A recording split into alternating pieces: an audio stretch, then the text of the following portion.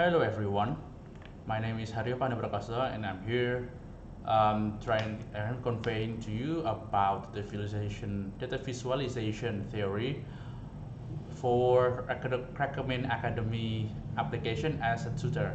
So let us begin. So the thing that I want to explain to you is the complete guide to data visualization with Python from Tutor Data Science. You can search this in Google yourself. Okay, so the first thing we need to prepare is the dataset itself. Assuming that you already have the dataset you want to explore and you want to analyze, you can first use pandas library to read them using this command. Assuming that after we write this import pandas as pd, then we can use pd.csv method to read your CSV and display the first 10 rows of your data using a head method. Okay, and then usually we want to get the gist, get the picture of our data. We can do that by using the describe method of your data frame. And then other than that, we can also use the info method to display something other than the statistical value of your data that is shown from the describe method, such as how many known values of your rows and what type of data are in each of your columns, and how many columns are there, how many entries are there, and how big your data is. And then we can also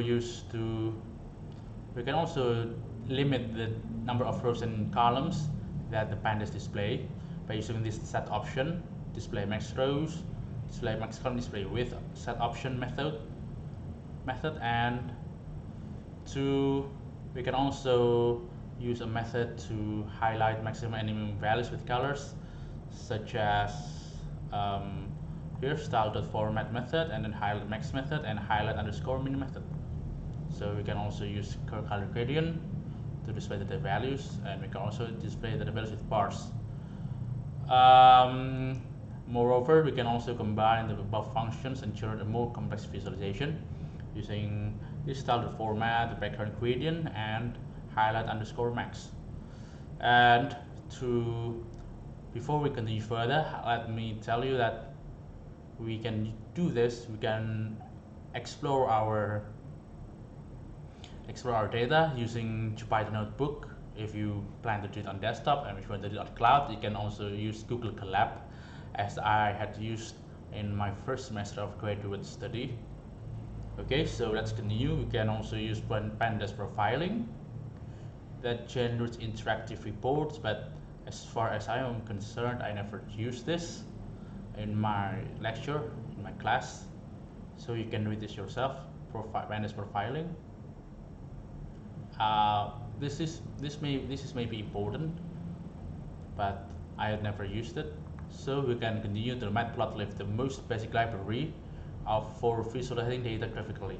So this library has many methods. So in order to use Matplotlib, we use the pyplot library of Matplotlib. Therefore, we write this import matplotlib.pyplot.splt, and then we use the plot method of pyplot to display the data. The first parameter is your data set. They are the column of your data set in x-axis, and then the second parameter is for the y-axis, and the label is, and the third parameter is the label that you want to display later. How to display it, we will find out later. So if we want to display multiple variables, we can also use that in single chart using things like that. This allows you to display the plot of your different columns, multiple variables in the same graph, and thus compare them like this. And also you can also increase the resolution of your graphs by using a method, but in fixed or DPI method, but I will not explain it here. So because this is not very clear which variable each color represents, we can add the legend here using legend method of pyplot, and then we can also add a title here. So alongside other things like X label, Y label, and grid. So after, if you are working with Python from terminal script, we have written above plt.show. Usually, or sometimes you want to write this method for the program to be able to show your graphs. Or if you're working from Python, you can add %matplotlib inline to the beginning of the file and run it before making the chart. This is important because if you don't write this, sometimes the graphics may not show itself. And then next topic is about displaying multiple charts in a single picture. We can use this. We can do that using subplots method. This is for how many charts horizontally, and this how many charts vertically. And then to use this, we usually use these two variables, fig and axis. So 0 axis 0 0 0 refers to this, and then 0 for 1. And then the left side, upper left is 0 0, and the upper right is 0 1, and the lower left is 1 0, and the upper and the lower right is 1 1. We can also draw the graph with different styles using here styling. This means red dash, red lines, this blue square, and this means green triangle.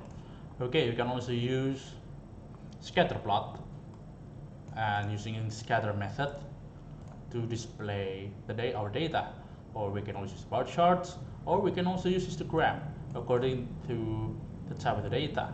We usually use histogram or bar chart to display the value of each of the data according to the time, like here. And then we can also add markers, something like this. And then the next library is Seaborn. It's a library based on matplotlib. It gives us nicer graphical functions than matplotlib, so we can also use Seaborn by importing them and usually abbreviated as SNS. And then we can write set method, and then we can use a scatter plot, which looks more beautiful than matplotlib than if you use matplotlib.